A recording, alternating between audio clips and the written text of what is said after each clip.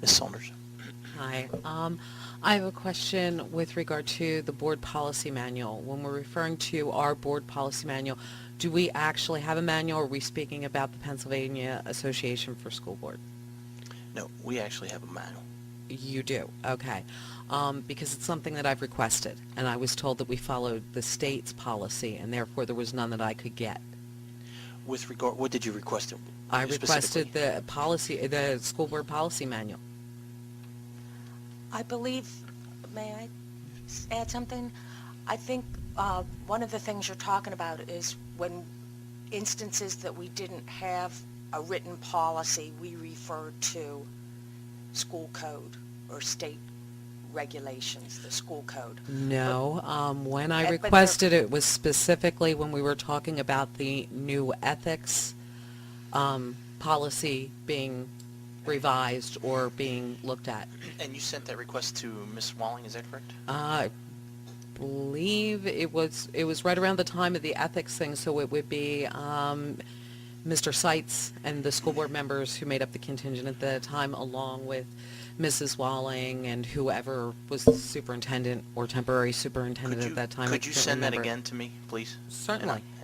Ms. Saunders, if I'm not mistaken, didn't Dr. Maceros have a copy of the policy manual placed in the public library?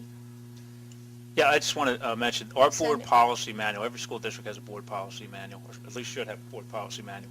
It is a binder that is quite enormous, and it involves all aspects of our operations. Included in that would be references to Pennsylvania school code, because Right. certainly a board can't adopt something that's in violation of school code. If you would like a copy of that, certainly free to be viewed. It would be our goal, as we're revamping the website, to find ways to have the board policy manual available as potentially as a PDF file. That's a goal that we're looking at, so that you won't have to do a right-to-know request. But that's a matter that you absolutely could come in and view. Every one of our board members have their own copy, but it is very large.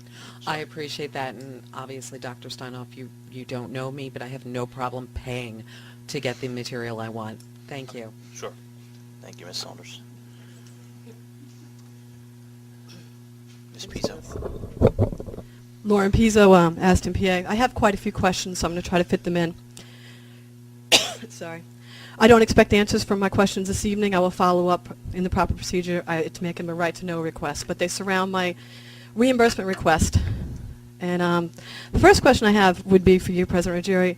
I'd like to know the dates of the new board member workshop attended by Dr. Mazzaros, Mrs. Fioramondo, and John Steffi.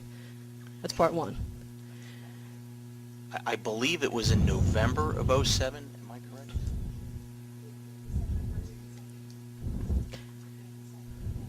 Okay, you used my minutes. I'll email you. The next thing I'd want to know of, and I guess the rest of these questions, if I could have your permission, could I address them to Mrs. Steffi? Mr. Steffi? Yes. Yes. Okay. And again, please, if you could just, I'll email you these questions as well, but these are the things I'm interested in knowing. Of the board members that were present, and I don't want names, I want to know how many requested hotel accommodations. Secondarily, the expense information I received, it was on a form called the General Fund Request for Payment Form. The form indicated on the top that it was for expenses up to $100, and there were spaces for 4 signatures. Now, what seemed a little odd to me was that form was used for an expense for the hotel for $213.84. And I'm just kind of wondering if that's normal process or if that was some kind of an indication from a departure to process, since the form was clearly used for an expense above its limit. And the other thing, right along the lines with that expense form, being that it was, so you have to forgive me, I'm losing my voice. Being that it was for expenses up to $100 and had 4 signatures, I had an expense double that with 2. And I'm not going to say what those signatures were, but I'm just kind of questioning that process. Further along with the same request, and I assume you already have copies of all this, but I got a copy of the penn-delco Visa card, and it showed the following expenses. November 30th, $106.92. December 1st, $106.92. December 2nd, $213.84. Now, unless I'm misunderstanding something, that adds up to $427.68. I got 1 request for payment form. We discussed a lot last week about a need for control. I'm becoming more and more concerned. I think that's an excellent example of why we need to hire this firm, which I'm glad you did. Okay, these are my questions, and again, I'll follow up. How long was the hotel stay you authorized payment for? What was the total amount that you authorized? What dates does it cover? And I guess the question, this one would be for you, President Ruggieri. I'm still back at how That's long? okay, I'm going to email you. Don't try to write it all down. Okay. The next question I have for you, that I will email you, I promise, is why did I only receive $213.84? Unless I've misunderstood the information I got, which is completely possible.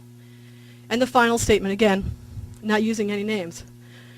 If I am correct about the fact that a board member requested an overnight stay, that is, I'm not sure how long at this point, I am respectfully requesting, although I understand their request was approved, and that's nothing you can hold against them, that they reimburse the district, because this is not Radnor, this is penn-delco.